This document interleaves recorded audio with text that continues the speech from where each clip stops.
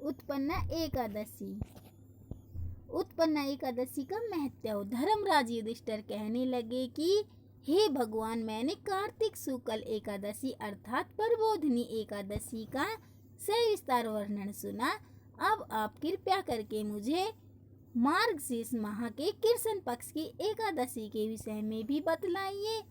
इस एकादशी का क्या नाम है तथा इसके व्रत का क्या विधान है, इसकी विधि क्या है, इसका व्रत करने से किस फल की प्राप्ति होती है, कृपया यह सब विधान पूर्वक कहिए।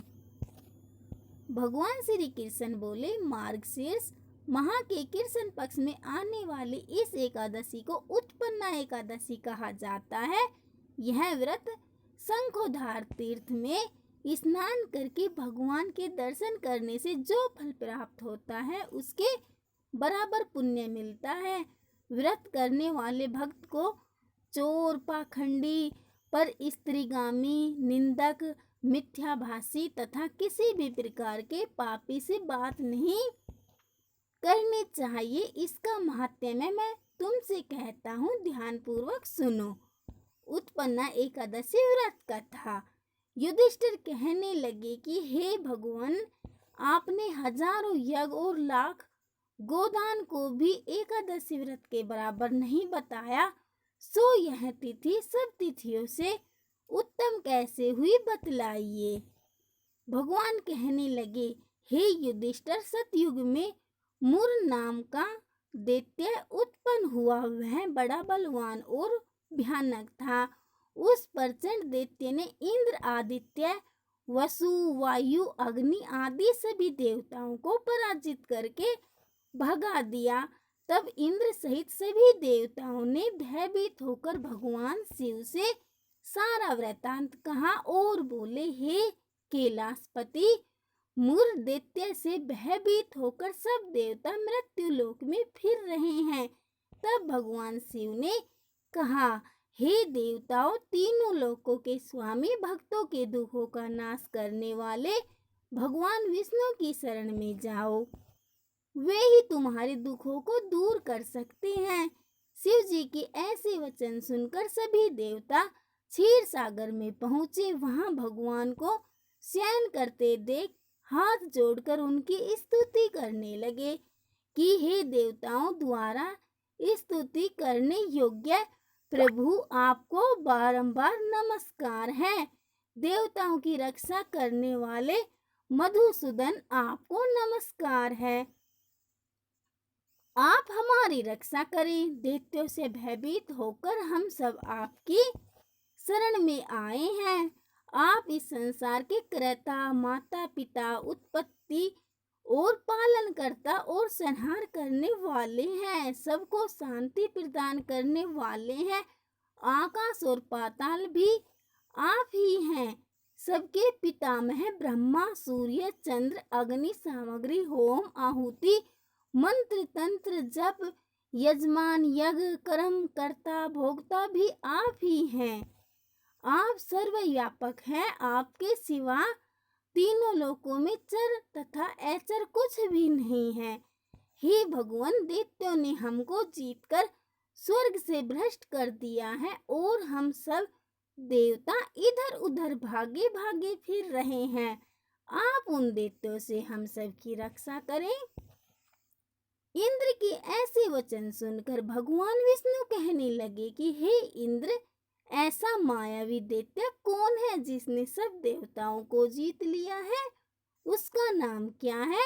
उसमें कितना बल है और किसके आश्रम में है तथा उसका स्थान कहाँ है? यह सब मुझसे कहो। भगवान के ऐसे वचन सुनकर इंद्र बोले, भगवान, प्राचीन समय में एक नाडी जंग नामक राक्षस था। उसके महापराक्रमी और लोक विख्यात मुर नाम का एक पुत्र हुआ। उसकी चंद्रावती नाम की नगरी है। उसी ने सब देवताओं को स्वर्ग से निकालकर वहां अपना अधिकार जमा लिया है। उसने इंद्र, अग्नि, वरुण, यम, वायु, ईश, चंद्रमा, नेतृत्व आदि सब स्थान पर अधिकार कर लिया है। सूर्य बनकर स्वयं ही प्रकाश करता है, स्वयं ही मेघ बन बैठा है और सबसे अजय है। हे असुर निकंदन, उस दुष्ट को मारकर देवताओं को अजय बनाइए। यह वचन सुनकर भगवान ने कहा, हे देवताओं, मैं शीघ्र ही उसका संहार करूंगा।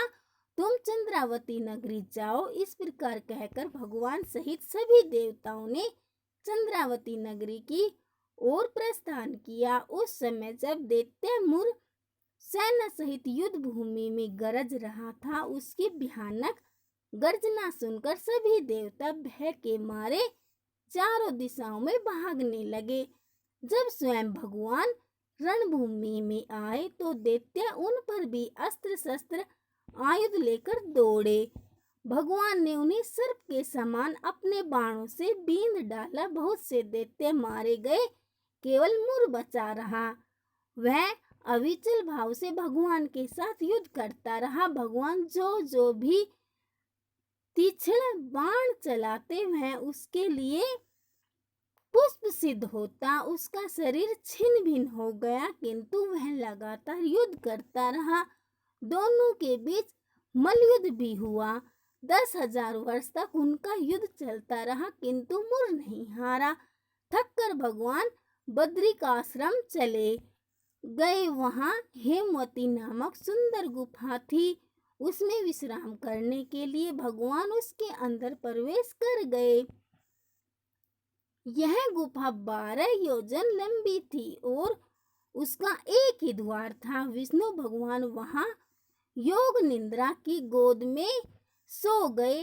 मुर भी पीछे पीछे आ गया और भगवान को सोया देखकर मारने को उद्यत हुआ। तभी भगवान के शरीर से उज्जवल कांतिमय रूप वाली देवी प्रकट हुई। देवी ने राक्षस मुर को ललकारा, युद्ध किया और उसे तत्काल मौत के घाट उतार दिया। श्री हरि जब योग निद्रा की गोद से उठे तो सब बातों को जानकर उस देवी से कहा कि आपका जन्म एकादशी के दिन हुआ है, अतः आप उत्पन्ना एकादशी के नाम से पूजित होंगी। आपके भक्त वही होंगे जो मेरे भक्त हैं। जय श्री हरि।